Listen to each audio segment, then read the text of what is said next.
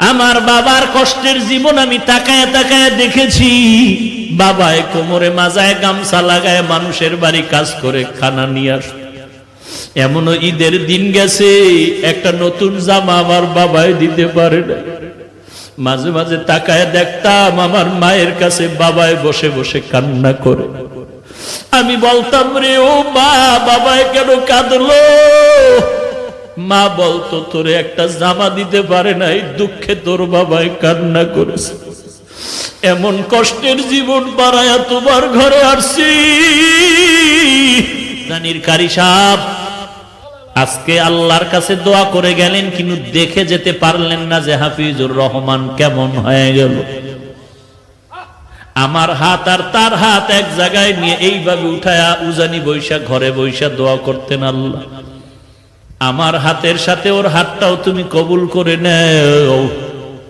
আমি চাই ও ভালো একজন আলেম হবে আর একটা বড় মাদ্রাসা করবে। আজকে ঢাকার শহরে রমজানের শেষের দিকে মাদ্রাসা ঢালাই দিলাম 7,500 স্কয়ার ফিট ছাদ। মাদ্রাসা চলতেছে, কিন্তু কারি সাহেব দেখে যেতে পারলেন না সেই দোয়ার মাদ্রাসা। আমার বাবা মা জীবনে ভালো এলেম অর্জন করতে পারেনি, মাদ্রাসায় পড়তে পারেনি। কষ্ট করে করে, কত কষ্ট করে করে লেখাপড়া শিখাইলে, মাদ্রাসায় পড়াইলেন। আমার চাচা দাদা বলেছিলেন আর পড়ান লাগবে না, ছেড়ে দাও। আমার বাবায় যদি ঠান্ডা হয়ে যাইতেন, খোদার কসম এই পথে আর আসার কোনো সৌভাগ্য হতো না। উজানির জমিনে ঘুমন্ত কারি ইব্রাহিম রহমাতুল্লাহ আলাইহির 11 সন্তানের ছোট সন্তান কারি মঞ্জুর আহমদ রহমাতুল্লাহ আলাইহি আমার আব্বাকে এত ভালোবাসতেন। আমাদের বাড়িতে শত শতবার গিয়েছেন সেই কুয়াকাটা। একদিন কয় সন্তানটারে আমার হাতে দাও। ঢাকা আসার পরে আমাকে নিয়ে আসলেন কচুয়া মাদ্রাসার ভেতরে। আর ওই উজানির কারি ইব্রাহিম রহমাতুল্লাহ আলাইহির কবরের কিনারায় গিয়া 11তম সন্তান গিয়া আমার আব্বার হাতটা ধরে নিয়ে বলতেন, আব্বা জান, কুয়াকাটার একজন গরিব মানুষ আপনার দরজায় দাঁড়ানো আছে। এই গরিব মানুষটা বড় মুখলেস মানুষ, বড় তাকওয়াওয়ালা মানুষ, আপনার মোহাব্বতের বান্দা। বাচ্চার মতো যেমন বাবার কাছে আবদার করে এমন আবদার করে, আব্বা জান, বাবা জান, এই গরিব মানুষটার সে কবর জিয়ারত করে, আল্লাহর কাছে একটু দোয়া করবেন, আল্লাহর কাছে বলবেন। আব্বা জান এখনো বলেন আর মাঝে মাঝে কান্না করেন। উজানির কারি মঞ্জুর আহমদ রহমাতুল্লাহ আলাইহি, যিনি চরমনায়ের বছরে 2 বার মাহফিলের স্টেজে সূরা হাশরের শেষ 3 আয়াত তেলাওয়াত করতেন, যার তেলাওয়াত এখনো ক্যাসেটে শুনলে চোখের পানি ধরে রাখা যায় না। এর নবীর উম্মতের দল। গাছ একদিনে বড় হয় না, আস্তে আস্তে বড় হয়। মানুষ একদিনে ভালো হতে পারে না। জানির কারি সাহেব কারি মঞ্জুর আহমদ 11 জন সন্তানের সর্বশেষ সন্তান। আমার মনে আছে বারবার আমাকে নিয়ে দোয়া করতেন, আল্লাহ ওই কুয়াকাটার সন্তানের নিয়ে আসলাম, তুমি তার একজন ভালো আলেম বানায় দাও আল্লাহ। আজকে আল্লাহর কাছে দোয়া করে গেলেন, কিন্তু দেখে যেতে পারলেন না যে হাফিজুর রহমান কেমন হয়ে গেল। আমার হাত আর তার হাত এক জায়গায় নিয়ে এইভাবে উঠায়া উজানি বৈশা ঘরে বৈশা দোয়া করতেন, আল্লাহ আমার হাতের সাথে ওর হাতটাও তুমি কবুল করে নেও। আমি চাই ও ভালো একজন আলেম হবে আর একটা বড় মাদ্রাসা করবে। আজকে ঢাকার শহরে রমজানের শেষের দিকে মাদ্রাসা ঢালাই দিলাম 7,500 স্কয়ার ফিট ছাদ। মাদ্রাসা চলতেছে, কিন্তু কারি সাহেব দেখে যেতে পারলেন না সেই দোয়ার মাদ্রাসা। জায়গা নাই, 2-3 বছর ধরে বাইতুল্লাহর গিলাফ ধরে ধরে কানলাম, আল্লাহ একটা জায়গার ব্যবস্থা করে দাও। 3টা বিল্ডিং ভাড়া চলতেছে। অল্প অল্প টাকা দিয়া 11 কাঠা জায়গা বানা করলাম। 2-3 বছর লাগায় টাকা শেষ করতে পারি না। যাদের থেকে বায়না করলাম, বললাম ভাই, যেই টাকা দেওয়া হয়েছে এই পরিমাণ জায়গা দিয়ে দেন, আমরা টিনের ঘর করে ওখানে যাই, ভাড়া টাকা দেওয়ার সুযোগ নেই। পরামর্শে যখন সিদ্ধান্ত হলো আমাদেরকে দলিল দিবে, আমরা বাউন্ডারি ওয়াল করতে শুরু করলাম। 6 কাঠা জায়গা পাইলাম আর 6.5-7 কাঠা জায়গা পাইলাম না একই প্লটে।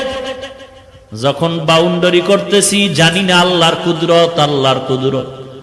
একটা যুবক ছেলে আইসা আসরের নামাজের সময় নামাজ পড়ে আমি মাদ্রাসার বাউন্ডারির পাশে বসে আছি। মোলাকাত করলো, আমার এক বন্ধু নিয়ে আসলো, বলে হুজুর এই যুবক আপনার পাগল। বলে হুজুর আমি 16টা বছর ঢাকার বারান্দায় বারান্দায় কাজ করছি আর ঘুমাইছি, কত কষ্ট করেছি। আল্লাহ তাআলা এই দিনের পথে আনছে, আমি আপনাকে দেখার বড় পাগল। 2000 সাল থেকে আল্লাহ আমাকে হেদায়েতের পথে আনছে বয়ানের মাধ্যমে। আমি 40 লাখ টাকা দিয়ে একটা মসজিদ বানাইছি, আপনি জুমা পড়ায় একটু আমার উদ্বোধন করে দিবেন। কথায় কথায় বলে হুজুর এই বাউন্ডারি কিসের? আমি বললাম এটা একটা মাদ্রাসা হচ্ছে, এত কম জায়গা কেন? আমি বললাম পুরাটাই ছিল, টাকা নাই। আল্লাহর বান্দা বলে হুজুর জায়গা লাগে 3 কাঠা নিয়ে নেন, আমি টাকার ব্যবস্থা করে দিচ্ছি। আল্লাহর কাছে তখন শুকর আদায় করলাম, রে মালিক বাইতুল্লাহর দোয়া তুমি খালি ফিরাইয়া দাও নাই। না হয় এই যুবকের আমি জীবনে দেখি নাই, যুবক আমারে দেখে নাই, কোথা থেকে তুমি কুদরতি ভাবে নিয়ে আসছো। এই রমাজানে ছাদ ডালাই দিব, টাকা নাই, কত কিছু দরকার, 700-800 বস্তা সিমেন্ট লাগবে, রড লাগবে, ইট লাগবে, 42,000। কি করব? আমি একটা ইফতারের অনুষ্ঠান করে সবাইকে বললাম মাদ্রাসার এই হালাত দোয়া করবেন। এক বন্ধু বলে হুজুর সিমেন্ট যা লাগবে আমি একা পাঠিয়ে দিচ্ছি ট্রাকে, আগামী কালকের থেকে 750 বস্তা সিমেন্ট পাঠিয়ে দিলেন। আর এক আল্লাহর বান্দা বলে হুজুর আমি ট্রাকে আপনার 42,000 ইট আমি পাঠিয়ে দিচ্ছি। রডের ব্যবস্থা নাই, এক আল্লাহর বান্দা রড দিলেন কিছু, আর এক বান্দা দিলেন। এরকম হতে হতে কাজ হয়ে গেল। দিনের কাজ এরকম বেজে থাকে না যদি ইখলাস নিয়ে চলা যায়। আল্লাহর অভাব নাই, বান্দার অভাব আছে, আমার মাওলার দরবারে অভাব নাই। বান্দার কাছে যতবার বলো স্যার কিছু দেন কিছু দেন, তুমি আমার আল্লাহর কাছে যদি একবার চাইতে এত চাওয়া লাগতো না, পেয়ে যাইতা। এরে পর্দার আড়ালের মা, তুমিও মা, খাজা মঈনুদ্দিন চিশতি আজমিরির মাও মা, ও কচুয়া এলাকার মা তুমিও মা, বড় পীর আব্দুল কাদের জিলানীর মাও মা, কারি ইব্রাহিম রহমাতুল্লাহ আলাইহির মাও মা। মনটা কি চায় না তুমি একজন কোরআনওয়ালার মা বাবা হয় কবরে যাও? দুনিয়াটা কিছুই না রে মা। আজকে তোমারে মার্কেটে না লেলে স্বামীর সাথে ঝগড়া করো, মন মতো চাহিদা পূরণ না করলে ঝগড়া করো। এক বক্তা সাহেব বয়ানে বলে মহিলারা এত বেপরদায় চলে কেন? মসজিদে ঢুকতে না দেওয়ার কারণে। এখন তো ইসলামের ব্যানারওয়ালা ধান্দাবাজের অভাব নাই তো। আহা, বলে মহিলাদেরকে মসজিদে ঢুকাও, পুরুষের পাশাপাশি মহিলাদের নামাজের ব্যবস্থা করে দাও।